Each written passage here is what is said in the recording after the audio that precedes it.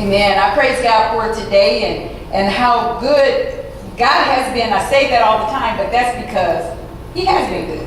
Amen. And so I just praise God for that. I thank God for a prayer answered today. You know, everybody say you have a family of kids and there's always one that goes astray. There's always going to be one. Amen. And I have one. And but I hadn't heard from him in quite a while, and it's not because we don't live in the same city. I just haven't heard from him. Don't know why. We didn't have an argument or a fallout or anything like that. Nothing, just disappeared. And I finally, this morning I was praying. I said, God, this is a special Mother's Day. The one thing that makes Mother's Day so special. I did have a good mom, but the first thing I think about on Mother's Day is my husband. And that's because I married him on Mother's Day. Amen. And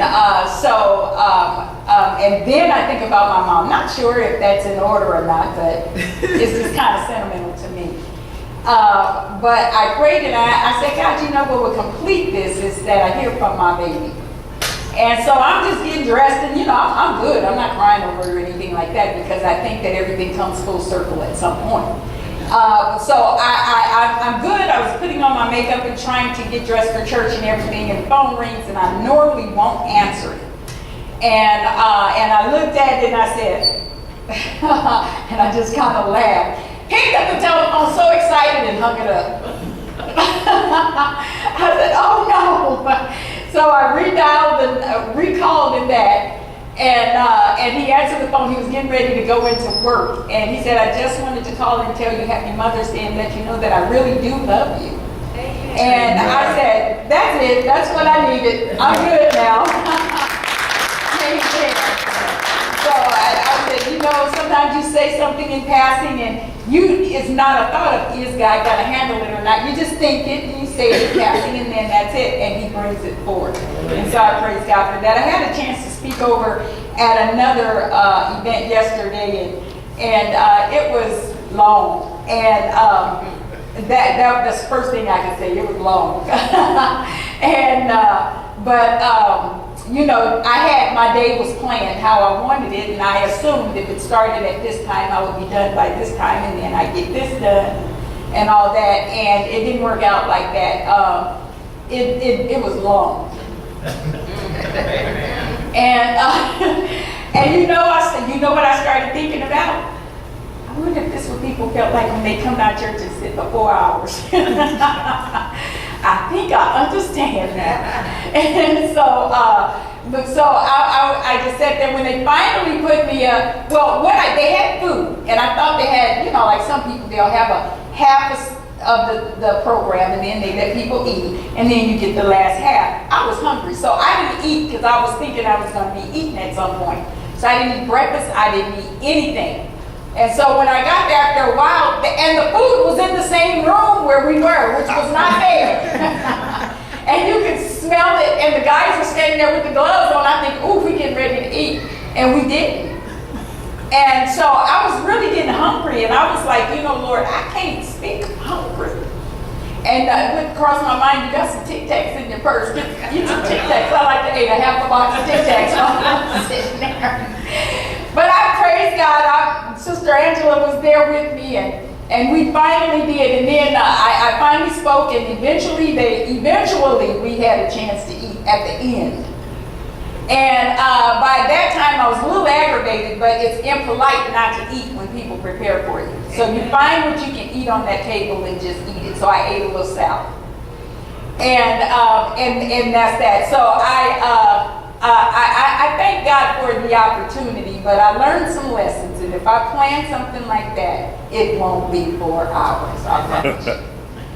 But anyway, I spoke on yesterday, and Sister Angela did Facebook Live the message initially, and I didn't know it. And so afterwards, she said, my Facebook Live and everything, that was good. And I was like, man, I was going to use that message for tomorrow.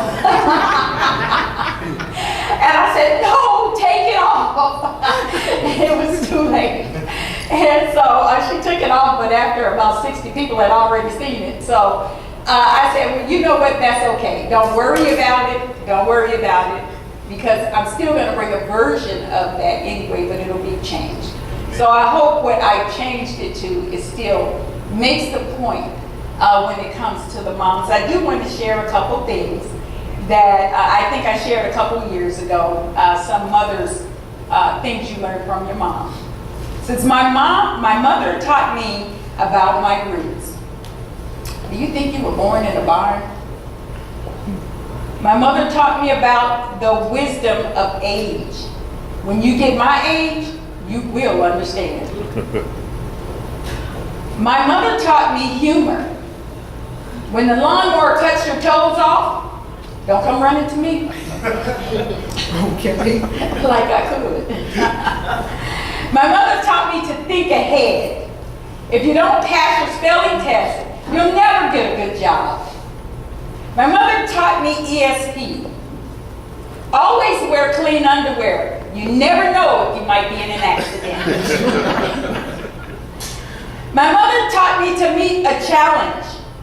What were you thinking? Answer me. Don't talk back. My mother taught me how to become an adult. If you don't eat your vegetables, you'll never grow up. My mother taught me about sex. How do you think you got here? My mother taught me anticipation. Just wait till your father gets home. My mother taught me about receiving. You're going to get it when you get home. And my all-time favorite, my mother taught me justice. One day you'll have kids, and I hope they all turn out just like you. Then you'll see what it's like. Hey, man, I just wanted to share a little something with you. As I thought about what I would speak about when it comes to the mom, I also thought about how we can feel sometimes. Though we are mothers, we can feel overlooked, overwhelmed, lacking value, and sometimes our time seems to be taken for granted. Amen. Though we as mothers can feel all of these things, all of them, the Bible being written years ago mentions moms with honor before it was a holiday, before it was socially acceptable, and before it was politically correct. There are at least 10 women in the Bible. There's more, but at least 10 I could mention, but I will only talk about a couple of them. And I can't talk about a mom without talking about the first mom, right, which is Eve. Adam and Eve had a marriage truly made by God. Adam did not choose his wife like we do today. Neither did he contemplate marriage before he met his wife. He didn't date her. Adam was asleep. You know, I really am convinced that's how men can't figure us out. Because when we were created, they were sleeping. When he met his wife, the deal was already done. It was closed. He looked at her and said, though she must have been pretty good looking to him, he said, bone of my bone, flesh of my flesh. The one thing Adam did know was this woman is part of me. He woke up with that knowledge, that this woman is part of me. She's made up of a part of me that I can't get back because she has it. The rib. All right. I can't have it back now. And actually, medically, if you look at, if you do your research, you will find that even today, men lack the rib. I bet you didn't know that. Though she and Adam sinned against God and scarred the rest of humanity, and is many times remembered for that, and even blamed for it, Adam was just as responsible. Right. The fact is, how can you blame her for eating the apple Okay, you said she ate it. Maybe she beat Adam to snatching it out of her hand. So she ate it before he could stop her. He was there with her. The Bible says Adam was there with her. He went across the garden. She didn't have to take him the fruit. He was right there with her. She handed the fruit to him. This man knew everything firsthand from God. He knew what he was not supposed to do. But the other thing is, Adam also, I'm trying to stay in the, I said I was going to stay in one place, and I didn't. I'm trying. The interesting thing to me is, Adam knew that God could make him another woman. Because he knew if she ate that death would start for her. He knew that God could make another woman. But there's another thing that Adam had to know, is that where the part that was used to make her, he had another one. So he didn't lack material. So why did he eat that apple? I don't know, it could have been a peach. But why did he eat the fruit? Because he had learned Eve. He knew Eve. He had some time with Eve in the garden. And the one thing I believe, my own opinion, I don't have the word, is that Adam ate not out of a lack of knowledge. Adam ate because the death process was starting for the one thing he had fallen in love with. And when he fell in love with her, love tends to make you sacrifice your life.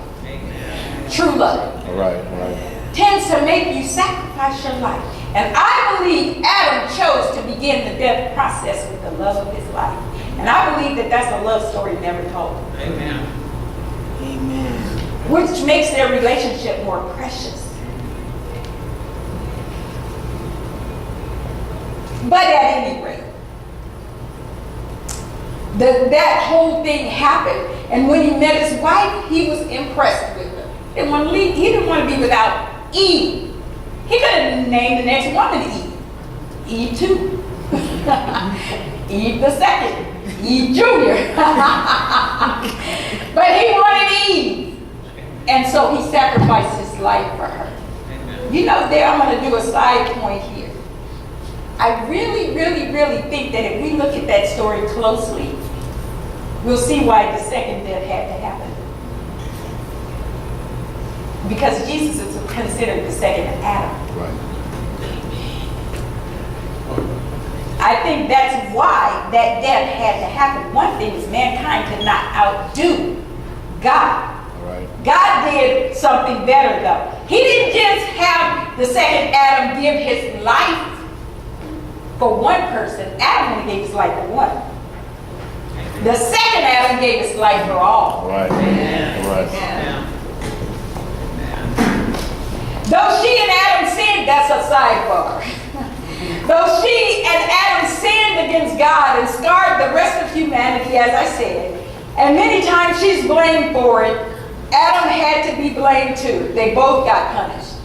I believe if we could ask Adam what he wanted his wife to be known for, though, he would probably say, like Genesis 3:20, Adam named his wife Eve because she would become the mother of all living. All right. Adam spoke her legacy into being as he marveled at her existence. Some have tried to come up with what her name means. Some people have tried to come up with, what does Eve mean? We just into these meaning of names in the Bible. Most of the names meant something. So we've tried to look up and see, what does Eve really mean? If we take only one lesson from the account of Eve in the garden, whether small or large, life-changing mistakes, one thing she will be remembered for is being a mom. Right. Good or bad, if you raise or in the process of raising your children, you will be known for being a mom. Eve had some kids too. She had one. She also had one. But she was a mom. Then we talk about Mary, which I laugh when I read the story because I see things, sometimes I see it spiritual and I see it human too. And my mind just never stops when I'm reading accounts. It doesn't stop with the religious, it goes further. And Mary was the mother of the Savior of the world. Now, can you imagine somebody coming and telling you, you're going to have a son, and here's what you're going to name him, and he's going to be the Savior of the world. No pressure. Oh, I don't mean to put any pressure on you, but he will be the Savior of the world.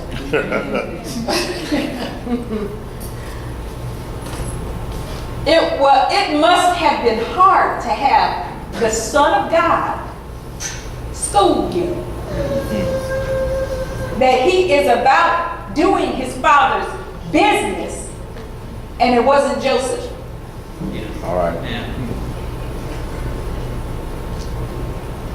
She understood why Jesus was sent to earth and supported that reason.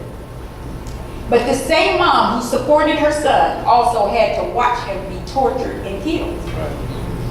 Though she could not have loved the events that occurred before her eyes, she put aside her wants for God. Can you imagine watching your son be abused, be beaten, to almost being unrecognizable, to being cursed? This didn't go on in one day. This was a process. Remember, he was going to hearings also. Right. Being even humiliated, marched through the streets, not in a longa white robe, All right. Okay. like we like to think. He was marched through the streets naked. Right. That's how the Roman things went. As much humiliation as possible. Pierced in his side. Could you imagine that being your son? If you haven't beaten him enough and humiliated him enough, and I see you nailing my baby to the cross, nailing him there, and then hanging him up, and then putting something that was a real statement but was supposed to also be humiliation. Right. And this is your baby. What a mother. Not to at least try to stop it. She had to be convinced herself that this had to happen. Right. Wow. And what kind of convincing did it take this mother to have to endure inside of herself? That is a visual that when he said it was done, she could not get out of her head. When she lay down at night, I bet she saw it again. I bet this replayed in her head over and over again. You're human. Right. She's human. Right. You know what it would be like to watch that happen. We can't get over watching if one of our kids gets shot and they die quickly. Can you imagine seeing your kid being tormented? That was a mother who was convinced that what her son told her was the truth. All right. Then we have Rahab. I mentioned her one time before. Rahab is an interesting person to me at first. She's still kind of interesting to me because Rahab was a prostitute. And we like to try to say that, well, we like to put prostitutes in a category, like drug addicts in a category. You know, we have our categories, our file boxes, our file drawers that we put people in and we close the drawer on them. Amen. Rahab was a prostitute. And she was not Jewish. But she became a believer of God.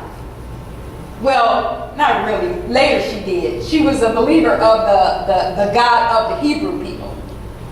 And she eventually got out of her profession and became a mom. So now here's this prostitute, had a child. You'd be surprised who that person was. Her son's name was Boaz. That's who her son was. Her grandson was Obed. Her great-grandson was Jesse. And her great-great-grandson was King David. Who was he linked to? Jesus. Jesus. All right. Her most famous direct descendant was Jesus of Nazareth. All right. Hallelujah. The lineage was continued through a prostitute. Really, that is as good as it gets when you hear a story, you know? She was linked to greatness. What we take away from her experience is when God changes people, All right. our judgment of their value Right. will never dictate the influence that they can have when God is involved. Yes. That's right. Her influence as a mom was obviously so influential until she changed the continuation of the lineage straight to the cross. The best thing a mother can do for her children and family is to let the humility of Christ flow in and through her. A believing mother who has been taught of the Lord on how to apply this principle is raising up her children will know the joy of sacrificial living. Yes. She has been taught of the Lord, the difference between working to get ahead in life and of working for the good of the family, especially for her children's eternal future. Something some people don't really understand. That when we live, we're not necessarily only living for ourselves. The majority of our life is spent on trying to push our kids in what we think is the right direction. All right. The majority of our time is not selfish, it's selfless. All right. The majority of our time, we're laying in bed sometimes. On one side of our brain, we got to get up and go to work, and on the other side of our brain, we got to get the kids up to go to school so that they can do the work. Our life is not really spent on ourselves. No wonder we have moments we wake up and say, I never get anything. Nobody ever thinks about me. When is it going to be my turn? Because her mind is consumed on her children. Not on their now, but on their later. This believing mother will train and equip and care for herself in a way that benefits the family, not herself. All right. A mother of godly influence works to keep herself healthy, alert, and well equipped for the work God has laid before her to be a mother. It's really odd. Sometimes being a mom doesn't even let you be you. Amen. Most times, you can't be you. You lose who you really are. You are your kids. And mom usually has an unbelievably tight relationship with her kids. Right. Because nothing, in most cases, is more important than my kids. We have Naomi. She had a good life. One that was very traditional. She was a nice Jew. She married a nice Jewish man. She lived in a nice Jewish community and had two little nice Jewish kids, Milan and Kilian. Just traditional. Just a traditional family. Then life changed for her. When her husband lost his job, famine hit the land, and then he died. She was so heartbroken, she even changed her name to Mara, which meant bitter. Right. But as we read of her account, we will also find a woman who took Ruth, her daughter-in-law, under her wing and trained her. Because remember, her kids died. Her sons died. So she took Ruth up under her wing. We know Mara as Naomi. And she took Ruth under her wing and decided to train her because Ruth said, she had impressed Ruth so. When she told her daughter-in-laws, she said, look, you guys are still young, you can still get married. Even if I had a son, would you wait for him to get old enough to marry you? She said, go back to your people and while you have a chance. And the other one, she cried, but she went back. Right.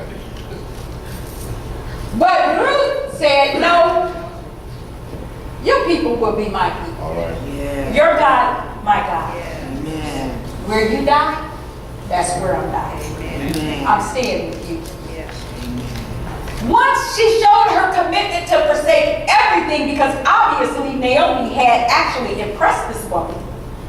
Once she linked herself to her as a daughter, then what happens is Naomi said, okay, since you're going to follow me, you're still young, I still want to see you get married. The heart of a mother. I still want to see you happy. So here's what I'm going to do. I have a cousin. And we're going to go because his responsibility is to take care of me, and they're not suffering that. So we're going to leave our land, and we're going to go there. And I'm going to introduce you to Boaz. They go to the land, and they get there where Boaz was, and she would go out after the gleaners would glean the field. She told her, Ruth would go and glean in the field. Well, Naomi found out where Boaz hung out in the field. And so when Ruth came back, she told her, she said, now Ruth, tomorrow, here's what I want you to do. You read the story. Very woman thing, very mama thing going on here. She said, here's what you do. He is over on that side of the field. So go over there, because she knew her daughter-in-law was cute. She said, go over there and glean cutely.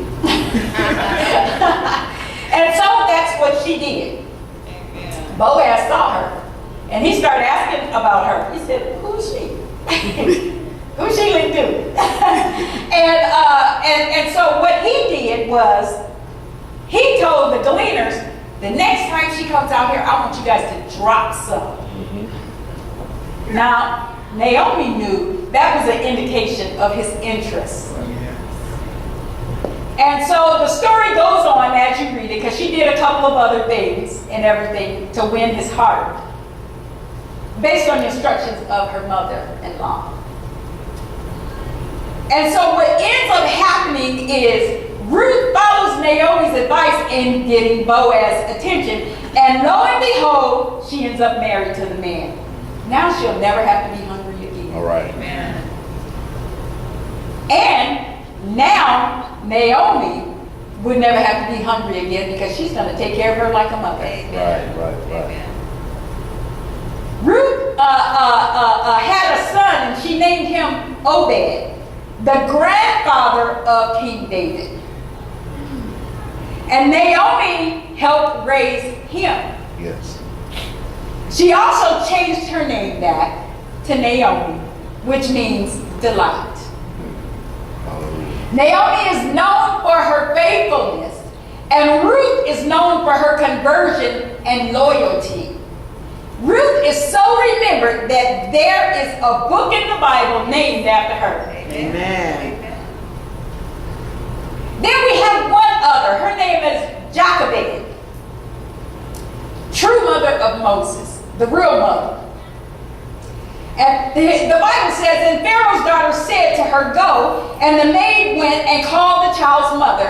And Pharaoh's daughter said unto her, take this child away and nurse it for me, and I will give thee thy wages.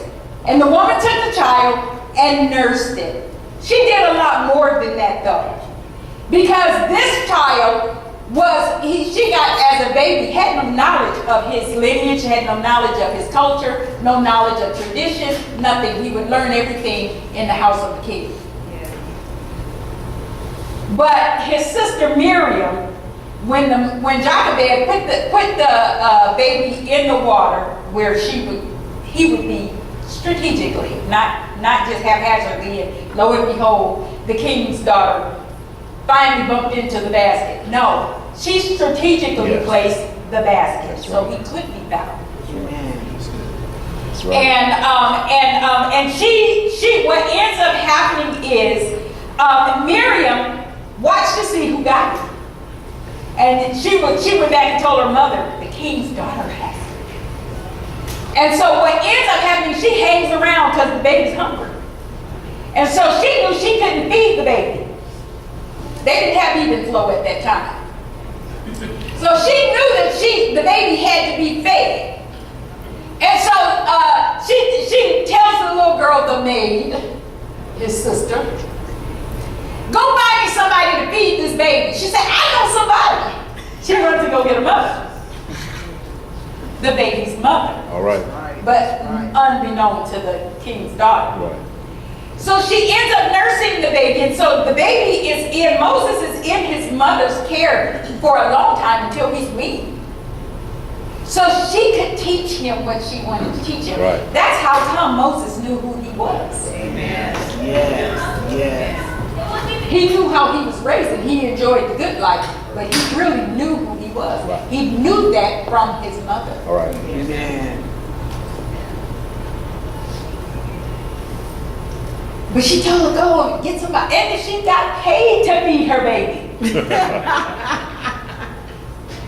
And the child grew, and she brought him to Pharaoh's daughter, and he became the Pharaoh's daughter's son. And she called his name Moses, and she said, because I drew him out of the water. She even allowed the woman to name him. Jochebed was the mother of Moses, Aaron, and Miriam. Right. She gave up Moses and trusted him to God by creating a boat and setting him into the Nile after Pharaoh ordered the male children to be killed. Mothers are developers of personalities, molders of vocabularies, shapers of attitudes. Mothers are soft voices saying, I love you. And mothers are a link to God. A child's first impression of what God's love is. Mothers are all things and much, much more. I'd like to close with a familiar story, though, because that's what I have to say. But I would like to close with a familiar story about the creation of the mother, and then ask a couple questions, and I'm done.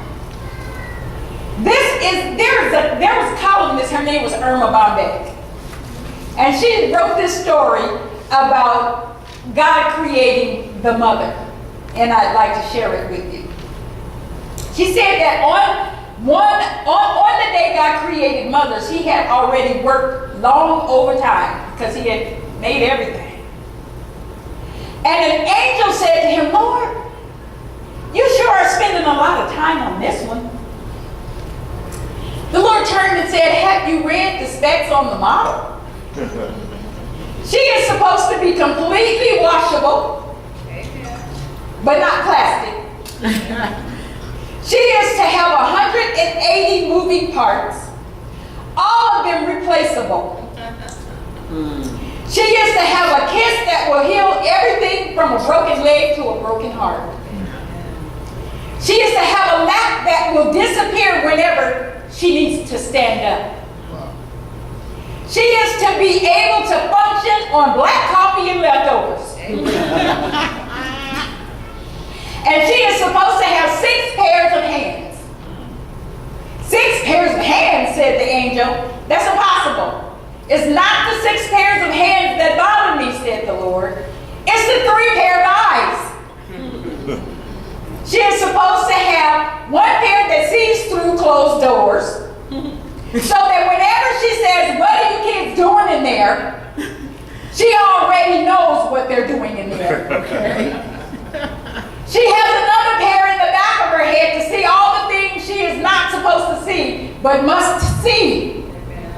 And then she has to have one pair right in front that can look at a child that just goofed and communicate love and understanding without saying a word.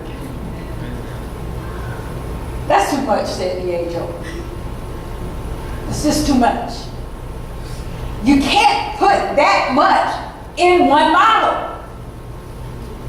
Why don't you rest for a while and resume your creating tomorrow? These instructions are impossible. No, I can't, said the Lord.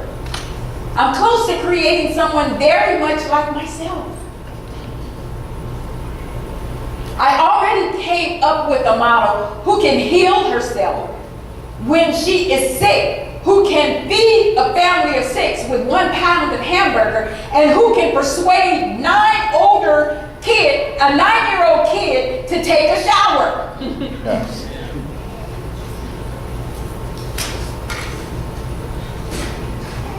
Then the angel looked at the model of motherhood a little more closely and said, she's too soft.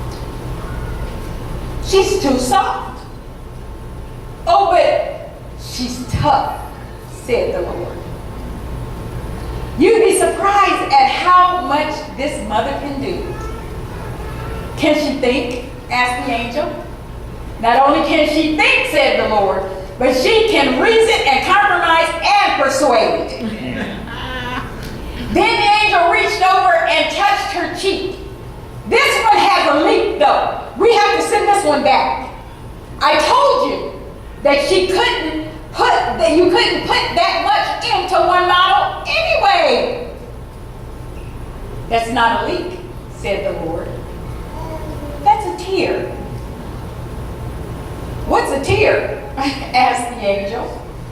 Well, it's for joy, for sadness, for sorrow, for disappointment, for pride, for happiness. It's for everything. You're a genius, said the angel. And the Lord said, oh, one thing. I didn't put it there. What do you think about that? If you are a mom, how would you be remembered, since we remember these moms in the Bible? Each one known for something. Each one known for something. Eve known to be the first mom. Mary known to have given birth to the Savior of the world. Rahab known to be a prostitute. I'm not sure why we only know her to be a prostitute. I think it's our minds, because there's so much following that. Naomi is known for being a great mother-in-law. All right. Jochebed, she's known for being the real mother of Moses. What will you be known for? Will it be for obvious miracles God has worked through your life? Will it be for your wisdom? Will it be one that God would trust with his most precious gift if he had to do it again? What will be the title of your book if your story was written? What would be the title? I remember going to the cemetery. I know that's weird. It was a school assignment. And I remember going to the cemetery and reading. My job was I had to read all the tombstones. And then I had to write about it, what I thought that person's life was all about, based on what was said on their tombstone. What would the title of your life be when it's all said and done? When somebody stands here and really didn't know you personally, but they heard about you, what would they say they heard? Will they repeat the real title? It's really up to you. Because you may have one person that didn't like the book, but you'll have 1,000 people It's just like The Shack, the book. You have a few people that says, I'm kind of corny. And then you have those thousands that said, that was a great book. So much so it ended up on the screen. Amen. What will your life say? What will be your title? What will be your legacy? What will be remembered of you? If they thought of you as a mom, what would be the highlight? If put in light, what would flash about you? Amen. Amen.